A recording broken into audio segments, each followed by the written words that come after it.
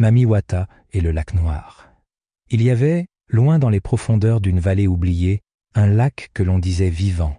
Le lac Noir, ainsi nommé pour son eau si sombre qu'elle semblait absorber la lumière, s'étendait comme une gueule béante au milieu de la jungle. Aucun souffle de vent ne troublait sa surface. Aucun poisson n'osait y nager longtemps. L'eau était immobile, trop silencieuse, comme si elle retenait son souffle.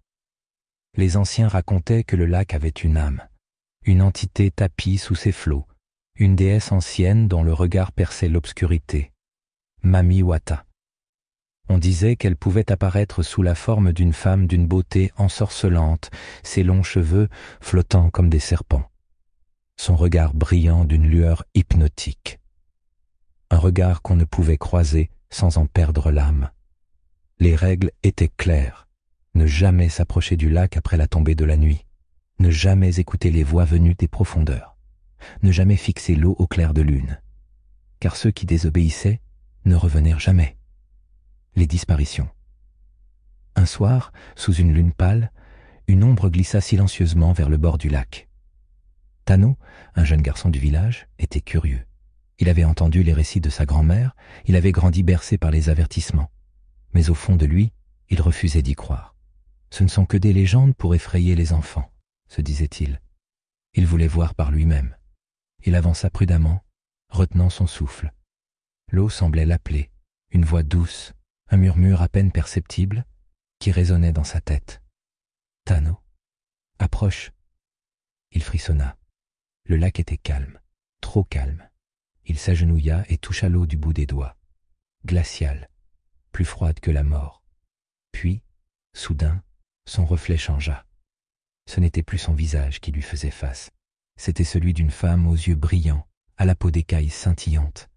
Elle souriait, mais quelque chose dans son regard était trop profond, trop ancien, trop affamé. Un cri lui échappa, mais il était trop tard.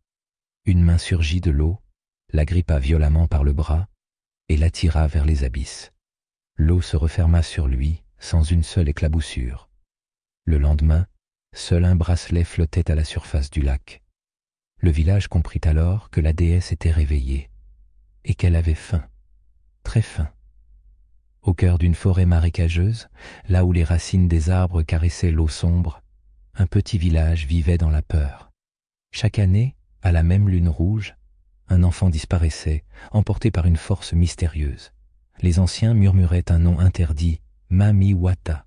Nul ne savait pourquoi la déesse des eaux venait réclamer une vie. Était-ce une punition, un pacte ancien oublié? Seules les eaux du lac Noir, profondes et insondables, connaissèrent la vérité. Les disparitions. Le lac Noir était un endroit maudit. Ses eaux étaient si sombres qu'elles ne reflétaient ni le ciel ni la lumière. Aucun poisson ne venait y frayer, aucun oiseau ne s'y posait. Lorsqu'un enfant s'en approchait trop, il disparaissait sans un cri, sans une trace, comme aspiré par les profondeurs. Les anciens racontaient qu'il ne fallait jamais fixer trop longtemps la surface du lac, car Mamiwata pouvait voir à travers l'eau, et si elle croisait votre regard, elle vous emportait avec elle. Adia avait grandi avec ces histoires, mais elle refusait d'avoir peur. Sa petite sœur, Nala, avait disparu l'année précédente. Un matin, elle était partie chercher de l'eau au bord du lac et n'était jamais revenue. Personne ne l'avait vue, personne n'avait entendu de cri. Seules les ondulations silencieuses du lac avaient témoigné de sa disparition. Mais Adia ne croyait pas aux légendes. Jusqu'à ce qu'un soir, dans un rêve étrange, elle voit sa sœur. Nala était debout au fond du lac, entourée d'une brume lumineuse, les yeux grands ouverts, mais vides. Derrière elle, une silhouette immense flottait dans l'eau, sa peau couverte d'écailles dorées, ses yeux brillants comme des étoiles mortes. Mamiwata l'observait. Adia se réveilla en sursaut, le cœur battant.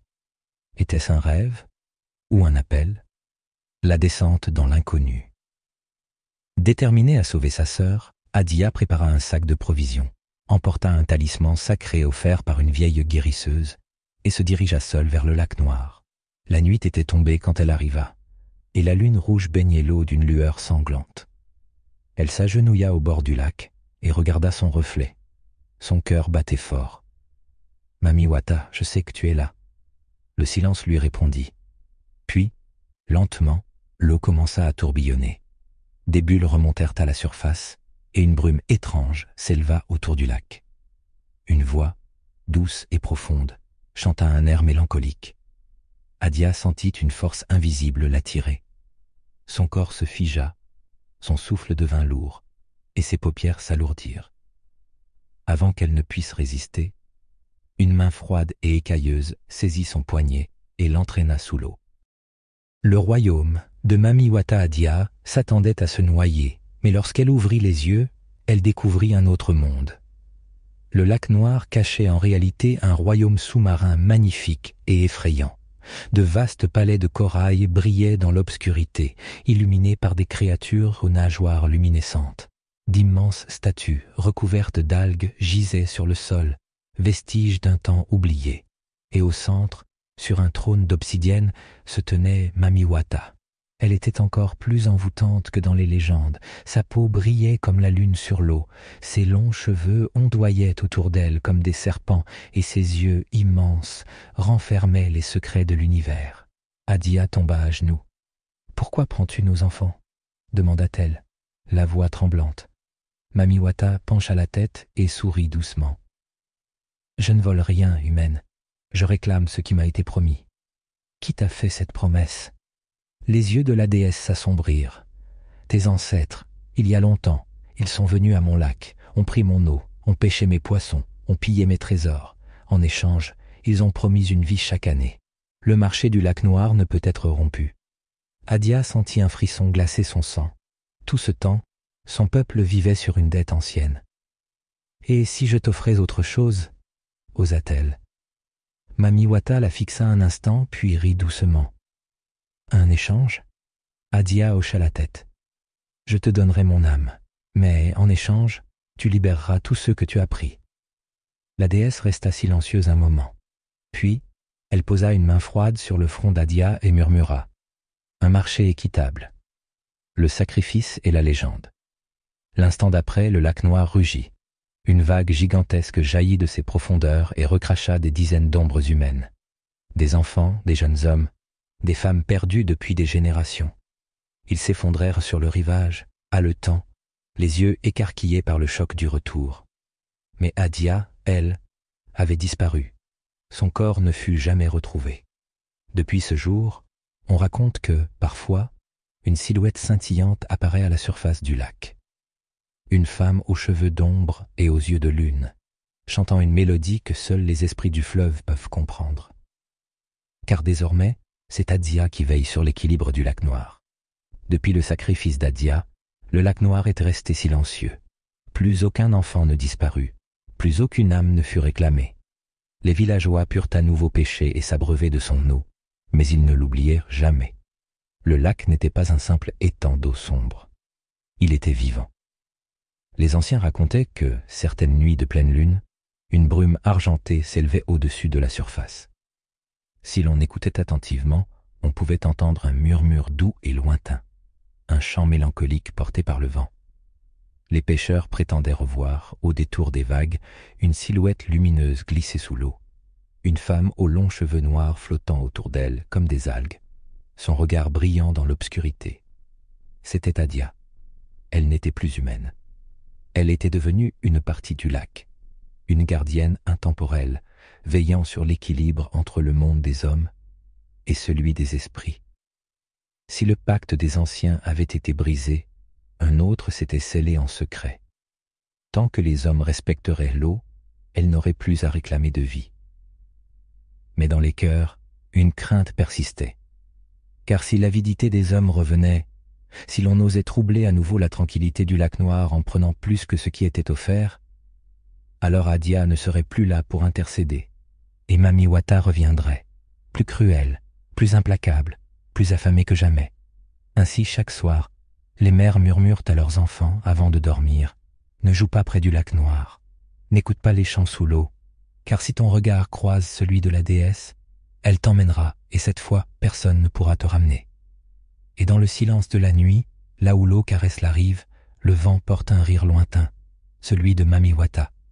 Le village entier savait que ce genre de pacte ne s'efface jamais complètement. Il était inscrit dans la mémoire du lac, ancré dans chaque goutte d'eau, dans chaque brise qui frôlait la surface. Un équilibre avait été rétabli, mais pour combien de temps? Les signes et les présages. Les plus vieux, ceux qui avaient vu des générations grandir et disparaître, observèrent les signes avec inquiétude. Ils scrutaient le lac au coucher du soleil, écoutèrent le vent et surveillaient les reflets de la lune sur l'eau. Ils savaient que les esprits parlaient à ceux qui prenaient le temps d'écouter. Certaines nuits, lorsque le vent se levait, un chant doux s'élevait des profondeurs du lac, un chant triste, une mélodie envoûtante qui flottait dans l'air comme un murmure oublié. C'était une voix féminine, claire et lointaine, et ceux qui l'entendaient ressentaient un frisson leur parcourir l'échine. Ne jamais pêcher plus que nécessaire, ne jamais polluer ou souiller le lac, ne jamais fixer la surface de l'eau au clair de lune. Mais avec les années, les générations suivantes commencèrent à douter. Les jeunes riaient des avertissements, affirmant que Mami Wata n'était qu'une vieille légende inventée pour les effrayer. Jusqu'à ce qu'un jour, un garçon du village, Tano, défia les règles. Une nuit de pleine lune, il s'approcha du lac et se pencha au-dessus de l'eau. Il voulait voir si le reflet de la lune disparaissait vraiment, comme le disaient les anciens. Mais ce qu'il vit n'était pas la lune. Une silhouette scintillante apparut sous la surface, des cheveux sombres flottant autour d'un visage magnifique et triste, des yeux lumineux qui semblaient briller d'une lumière surnaturelle. Adia. Elle tendit lentement la main vers lui, et dans son esprit, il entendit un chuchotement. « Pars tant qu'il est encore temps, car bientôt je ne pourrai plus vous protéger. » Tano s'enfuit en hurlant. Le lendemain, les anciens comprirent. L'équilibre commençait à se fissurer. Le retour inévitable. Les nuits suivantes, les eaux du lac se firent agiter. Les poissons fuyaient ces profondeurs, les oiseaux ne chantèrent plus aux abords. Puis, un matin, un pêcheur trouva une empreinte étrange sur la rive. Une empreinte de main écailleuse, plus grande qu'aucune main humaine. Et au cœur du village, un murmure terrifiant se propagea. Mami Wata se réveillait. Les anciens convoquèrent une assemblée d'urgence. Ils savaient que le sacrifice d'Adia n'avait fait que retarder l'inévitable. La déesse des eaux était patiente, mais elle n'oubliait jamais. Si le village voulait survivre, il devait montrer son allégeance. Ainsi, un rituel fut organisé. Les guérisseurs et les prêtres du village marchèrent jusqu'au lac, portant des offrandes d'or, de bijoux et de nourriture. Ils jetèrent ces présents dans l'eau, priant pour l'apaisement de la déesse. Le lac avala tout, sans bruit, sans réaction. Un long silence s'installa. Puis, un frémissement parcourut l'eau, et une voix s'éleva, venant des profondeurs. « Ce n'est pas assez. » Les villageois frissonnèrent. Ils savaient ce que cela signifiait. Un sacrifice serait bientôt nécessaire. Adia avait offert son âme pour les sauver. Mais un jour, une autre vie serait réclamée. C'est pourquoi, encore aujourd'hui, les mères murmurent à leurs enfants avant de dormir. Ne joue pas près du lac noir. N'écoute pas les chants sous l'eau. Car si ton regard croise celui de la déesse, elle t'emmènera, et cette fois, personne ne pourra te ramener. Et dans le silence de la nuit, là où l'eau caresse la rive, le vent porte un rire lointain, celui de Mami Wata. Les offrandes jetées dans le lac noir avaient sombré sans un bruit. Le village entier retenait son souffle, espérant que Mami Wata accepterait leur tribut. Mais lorsque la surface de l'eau demeura immobile, une crainte plus profonde que jamais s'empara des anciens. Puis, un vent glacé balaya le village. Les torches vacillèrent, les oiseaux nocturnes s'enfuirent en piaillant.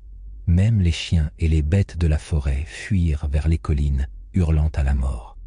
Les tambours du village, laissés sur la place centrale, résonnèrent d'eux-mêmes sous la force du vent, comme si les ancêtres tentaient d'envoyer un avertissement. Et alors, le lac noir rugit. D'abord, un simple frémissement troubla sa surface, puis un tourbillon gigantesque apparut en son centre.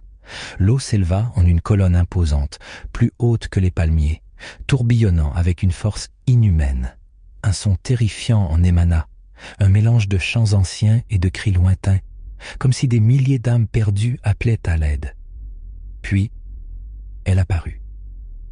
L'ascension de Mami Wata, Mami Wata jaillit des profondeurs dans un éclat aveuglant.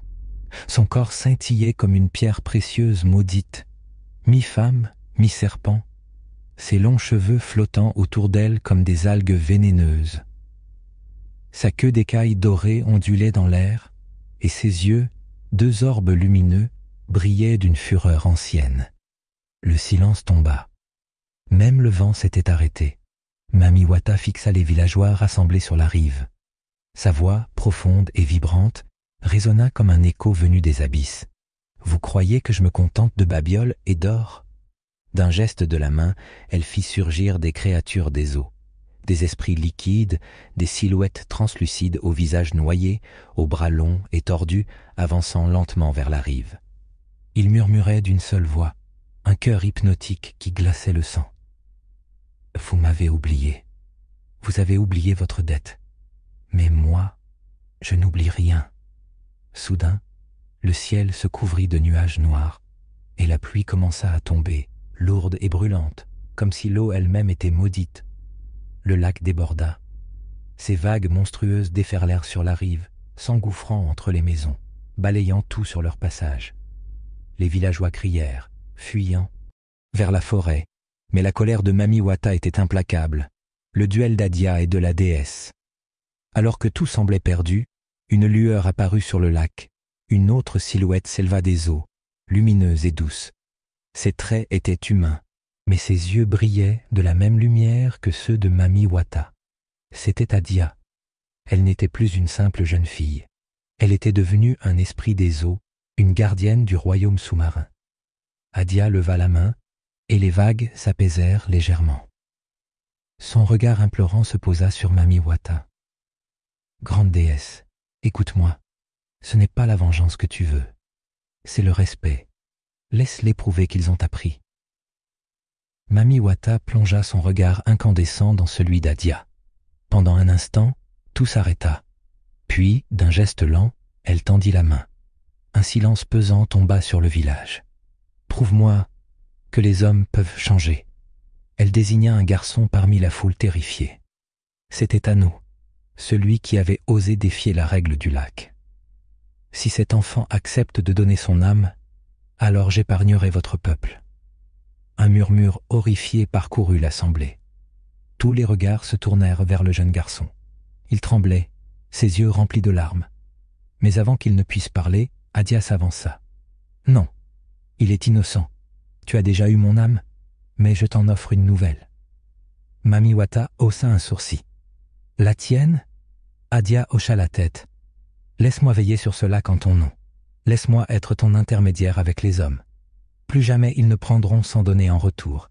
Laisse-moi être ton héritière. » Un silence électrique s'installa.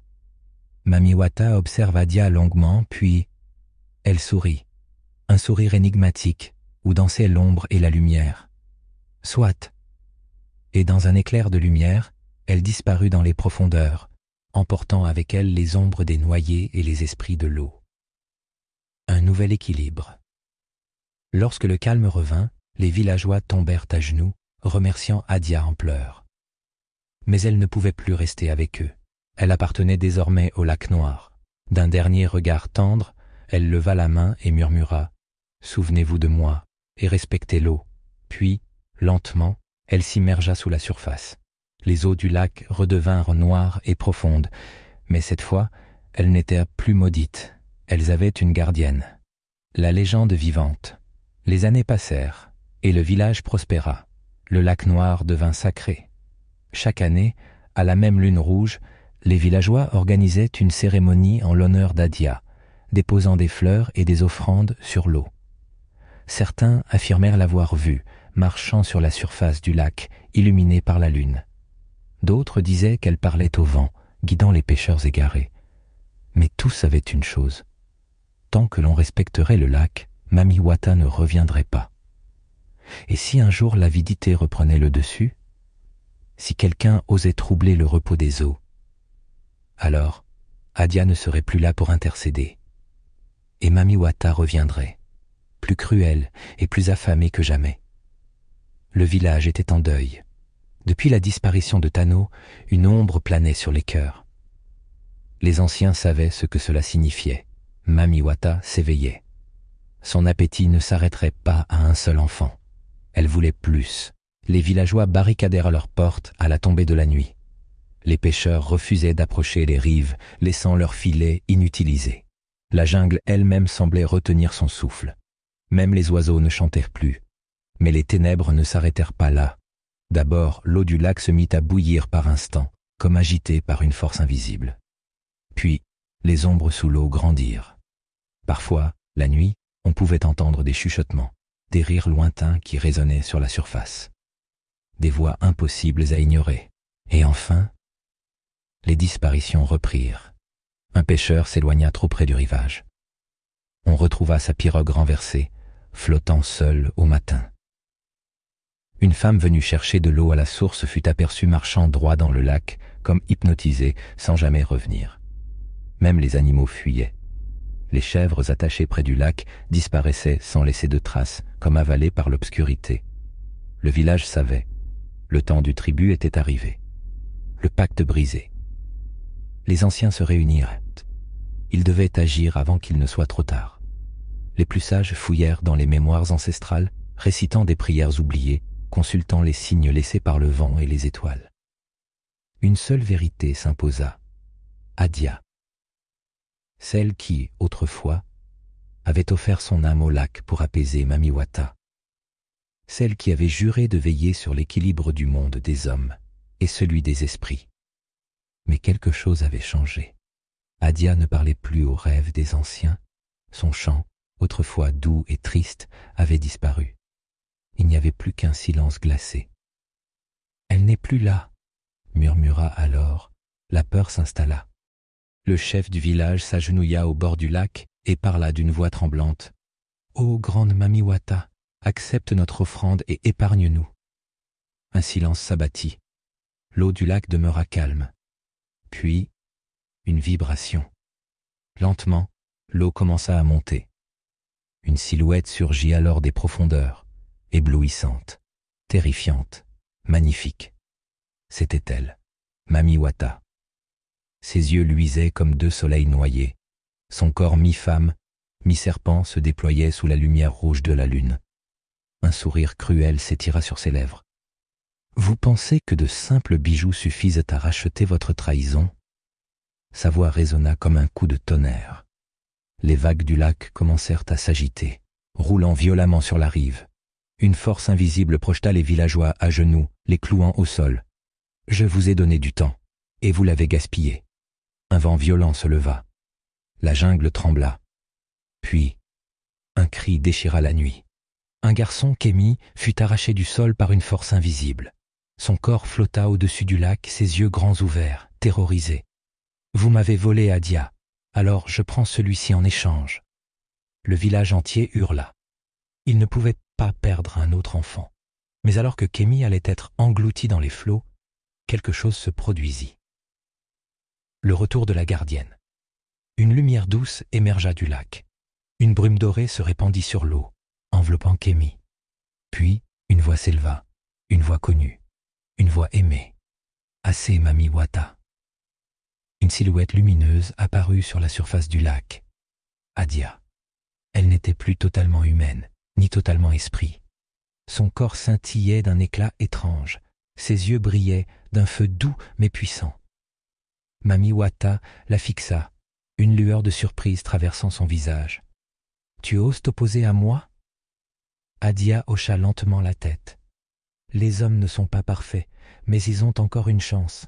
Laisse-les réparer leurs erreurs. » Mamiwata laissa échapper un sifflement. « Tu penses qu'ils changeront ?» Adia se tourna vers le village. Les gens tremblaient, mais dans leurs yeux, elle vit quelque chose qu'elle n'avait jamais vu avant. Le remords. Elle savait alors qu'ils avaient compris. Elle posa une main sur Kémi et le ramena lentement au sol. Puis, elle se tourna vers Mamiwata. « Donne-leur une dernière chance. Je veillerai sur eux. » Un silence s'étira. Mamiwata observa Adia longuement, puis elle sourit. « Très bien. Mais sache ceci. La prochaine fois qu'ils oublieront, je reviendrai et il n'y aura plus d'Adia pour les sauver.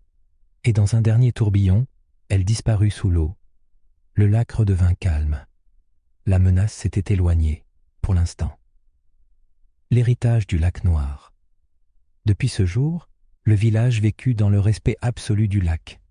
Chaque année, une cérémonie était tenue en l'honneur d'Adia, la gardienne immortelle. Les enfants apprenèrent son histoire, les pêcheurs remercièrent l'eau avant chaque prise, et jamais plus on ne détourna les yeux du serment fait à Mamiwata. Car tous savaient qu'un jour, si le respect venait à disparaître, le lac Noir réclamerait de nouveau son dû. Et cette fois, il ne ferait pas de cadeau.